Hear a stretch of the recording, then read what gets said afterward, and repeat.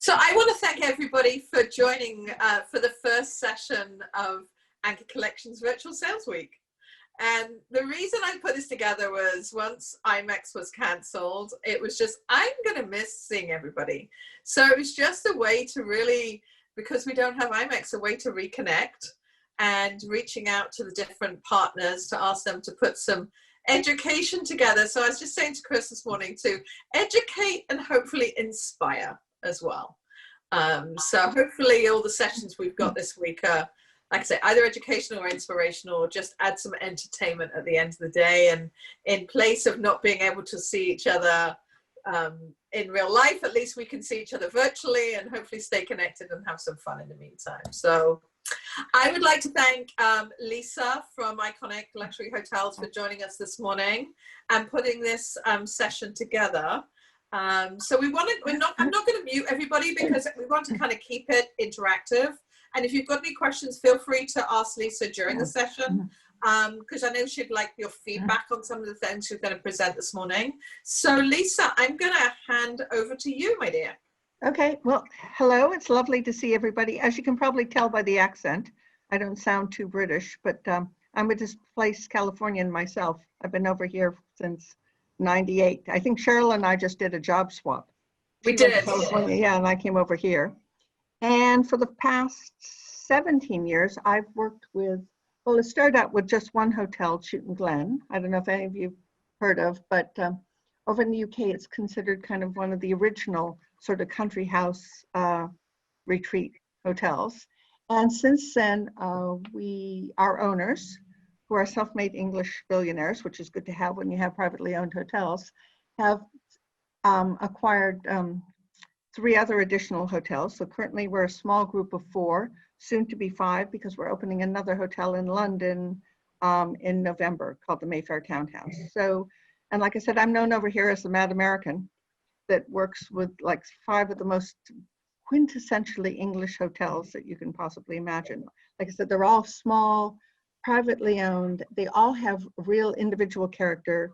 Over here, they all were known as kind of being iconic, so hence the name. It seemed the most appropriate name at the time. They're ideal for small groups, meetings, amazing for incentives and reward. Condé Nast Traveler in the States has named Chewton Glen, where I am right now. It's kind of the mothership, the first one, as the best hotel in England. I don't know how many years running. I keep telling everyone we're posh but not stuffy, which is kind of the real, one of the real selling features here. It's just a very relaxed, 5-star deluxe, but very relaxed environment. So now I'm not the most technical person in the world. So if I, cause havoc here, but Cheryl, I'm going to attempt this. So at this point, I'm just do the share screen thing. Yep. Just share your screen. Disabled participant screen sharing. I've fallen at the first hurdle. Can you Lisa.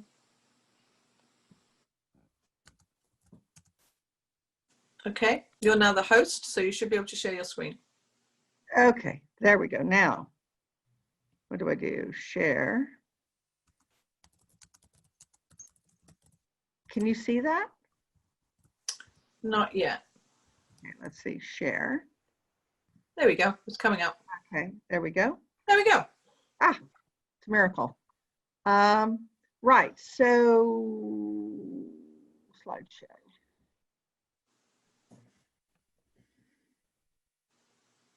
Hopefully from the beginning. There we go. So these are our 5 hotels. Chewton Glen, where I am now, was kind of the mothership. The first one of the collection is down in the New Forest. Cliveden, the Lygon Arms, and Cadogan Garden, and our newest one, the Mayfair Townhouse. I'll start with Chewton Glen.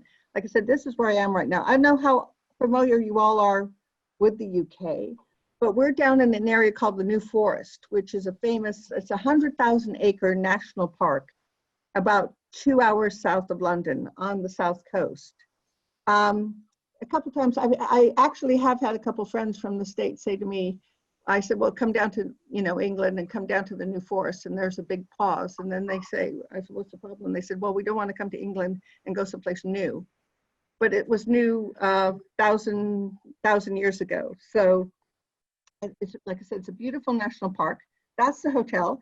The hotel was originally an old house in 1715. It became a Chewton Glen in 1966 by a private owner, and it's been expanded since then. Like I said, this is about a 15-minute walk from the hotel. You walk down to the coast, and this is the most famous sailing coastline in the UK. We're about 15 minutes from a town called Livingston, and that's where all the UK Olympic sailors live. And the New Forest, it's like I said, it's 100,000 acres of the way you imagine England should look. Thatch cottages and ponies in the road. The hotel itself, now, considering current times, I've just kind of put pictures of some of the rooms just to kind of give you an idea. This is our largest suite. You can see the hot tub on the deck.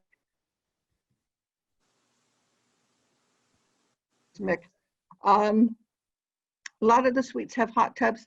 Then one of the special features we have 58 rooms in the main house, but we also have 14 treehouse suites, which you can see are built sort of on stilts in the forest. And each one has its own hot tub on the deck. So those are great. Our spa's just been recently redone. We were the first country house in the UK to have a spa. We have an outdoor swimming pool. It's beautiful out there. We had the best complaint last summer. Somebody actually said, you have a beautiful hotel, but the outdoor pool is a bit overheated. Trust me, outdoor pools are never overheated in England. And we get all our food is locally sourced. We have our own bees, we have our own trees. Now, for you all, you may not know who this gentleman is. Over here, he's huge. He's like one of the top celebrity chefs over here, a guy named James Martin. And he started his career here, so we opened his own cookery school kitchen. This is just part of the dining room. All the rooms can be used for private dining. I like this one because we're on the edge of the cliffs near the beach. Are called Chewton Bunny, but you can also say, waiter, there's a hair on my plate. And we can do all kinds of activities on the ground, everything from motorized to all the English country pursuits, duck herding, segways. But the big things too, within 12 minutes of the hotel, you can walk to the beach, but within 12 minutes, you can go out on the Solent, which is the body of water between us and the Isle of Wight. And we even have our own sheep on property. And you can do it. The new popular activity this summer with the kids was walk your own sheep.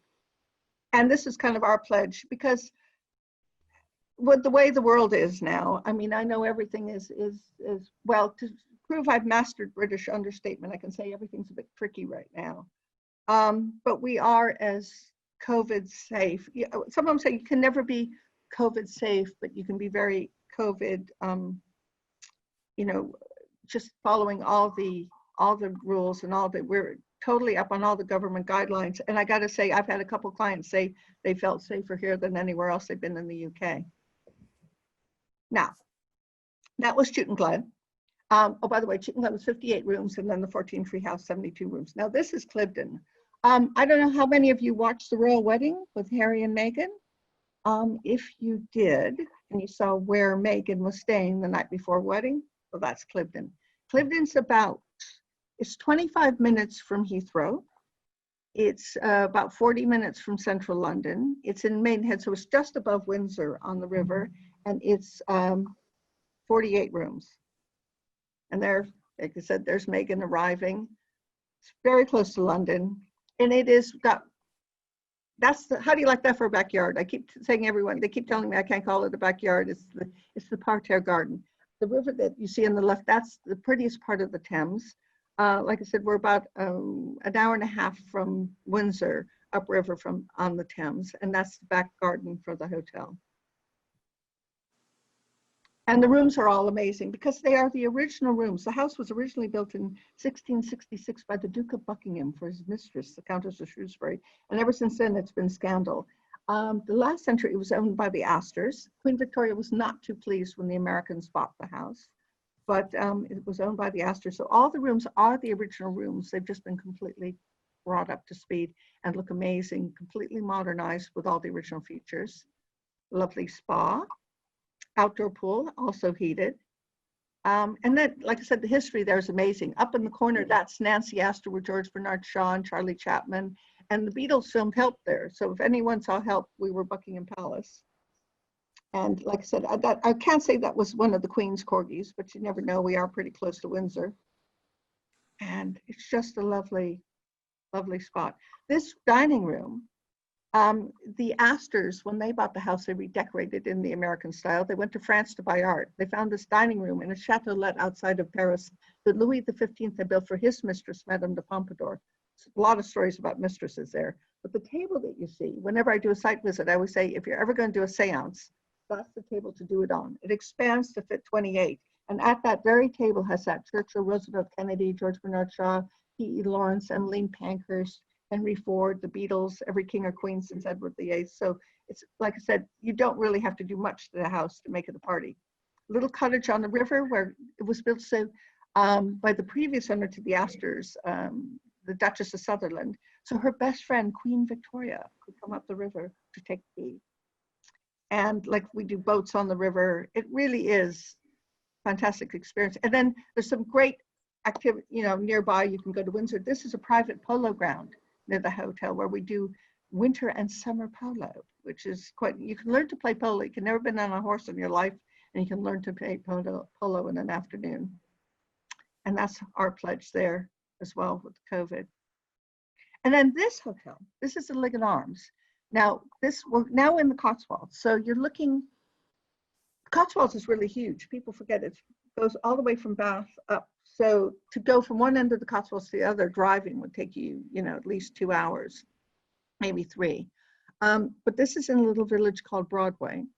By rail from London, it's about an hour and a half, then a 10-minute cab ride. But in the village itself, it's like if you went to Walt Disney and said, make the perfect English village for Epcot, it would be the Lygon Arms. It's an old coaching inn.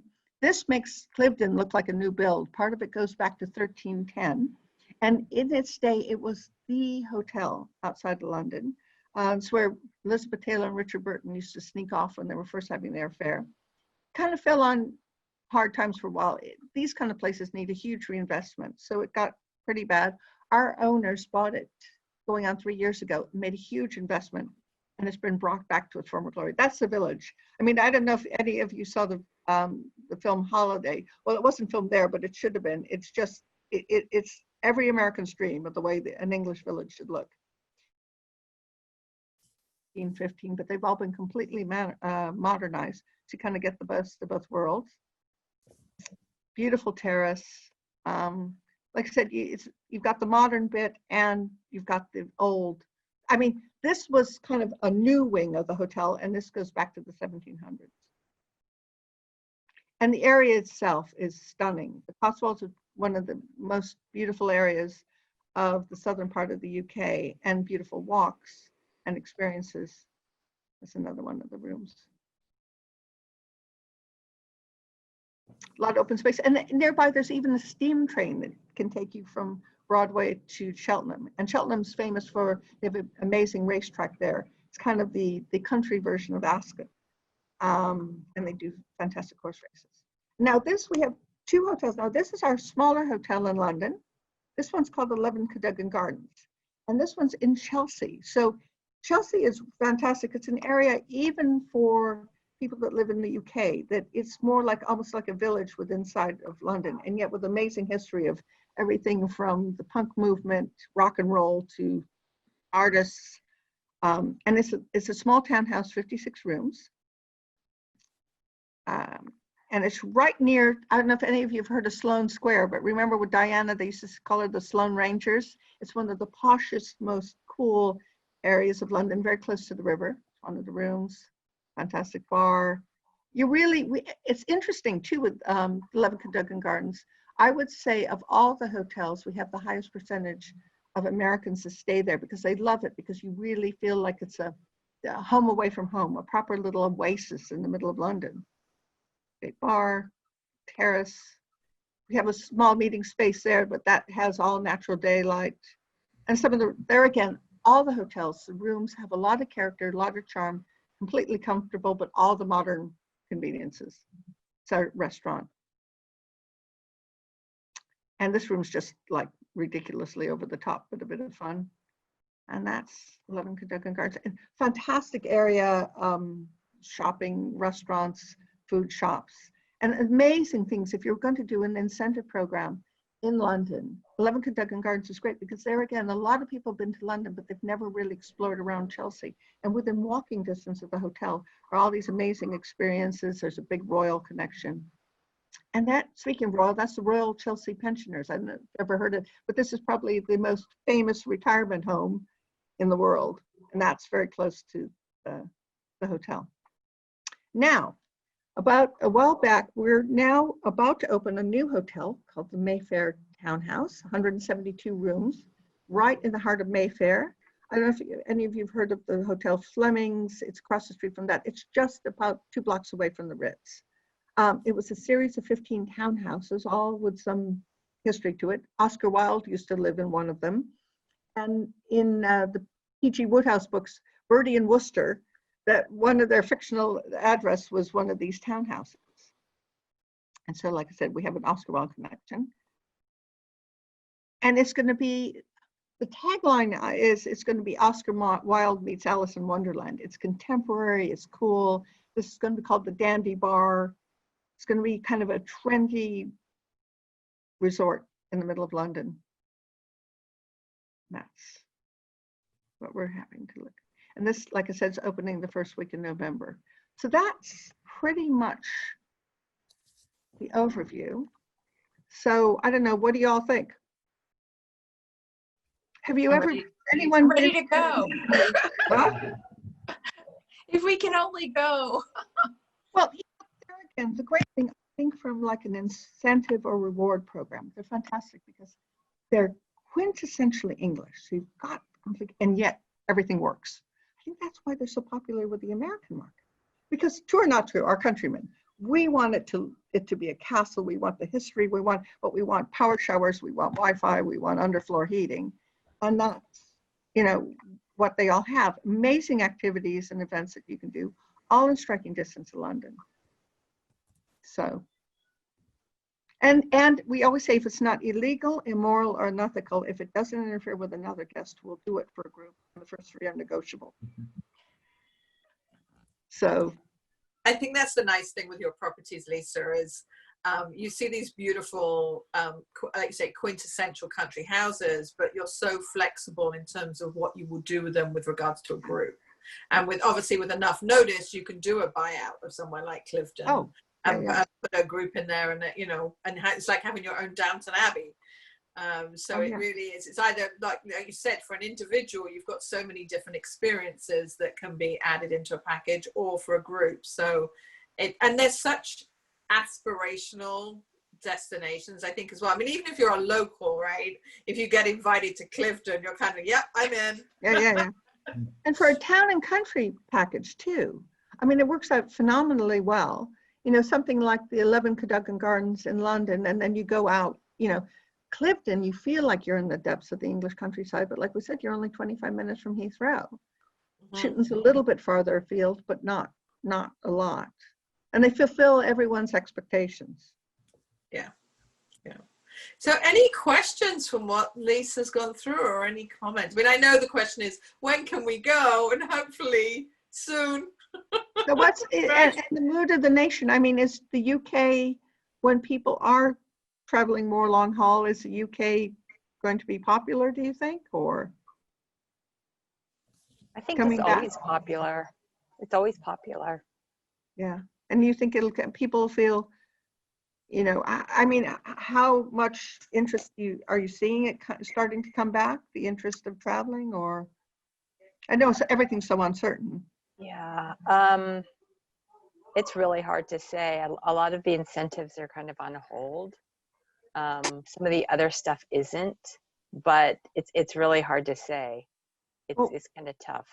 Well, one thing we're just about to launch, we've been kind of working out all the details, is that we've found, even in the UK, a lot of the clients that we work with, a lot of the agents we work with, they have clients, even in the UK, that have money and they want to do a reward or they want to do an incentive, but they're so nervous about setting a date, booking the date. And then, so we've created kind of off the back of an idea of, you know, but they don't want to just give them vouchers, because that defeats the whole purpose of it's not a shared experience. It's not, they don't get the ROI that they want to get because they want the So we're about to launch a thing that we're going to call Iconic Experiences. And the idea is it's a shared experience that can be delivered individually. The concept being that you can book either just one of the hotels, or you could even book it as a choice of any one of the 5 hotels with a set fee. And at that hotel, it would include a 1-night or a 2-night, stay, dinner, bed, and breakfast, plus an experience, but not just a spa treatment, a proper incentive quality experience, like maybe sailing with an Olympic sailor here, or, something they couldn't do. And then we think we're trying to encourage selling it, that it would be marketed like a proper incentive, not just handing them out vouchers, like you do a launch, a digital launch, a proper, how you do a normal incentive launch, rah. We'll do that online as virtual. And then once the participants, with a finite kind of expiry period, be it 3 months, 6 months, so they can keep the engagement going, then they book as, they're not going to give this as a voucher to their next door neighbor. They'd actually book. We know when they were coming, the company would know when they're coming. There'd be some engagement on site, a letter in the room. Then there'd be some other thing where they would say maybe some kind of digital wall that they would have, like a Flickr wall, so people could post photos, chat room about their experience. So there again, it's a shared experience. And then they could actually do a wrap up. They could take videos. They could have a contest to see who, so they could keep the engagement going properly all the way through. And there again, we're building it as a shared experience. Within the UK, we've had a fantastic response to that. I mean, so much so, sometimes I feel like I'm walking on the deck of the Titanic and I'm the one selling life rings, because it's something that you could potentially sell tomorrow, because within reason, because they're taking it individually. I know now with the States, with the quarantine, that's the one, over here in the UK, they're seeing it as something they could literally sell tomorrow. But even with the quarantine, if people, once that's passed, people could take this, very easy, and it's much more flexible and safer than sending them necessarily as a group. And you don't want these companies to get out of the mindset of selling travel as an incentive. You don't want them to start giving stuff. But at least with this, they're staying in that mindset. And there again, tomorrow, if someone did book a group, say there was no quarantine tomorrow at all, out of that group, there'd be a small percentage, at least I know over here, that might be nervous about traveling. And they say, well, we're not ready to go as a group.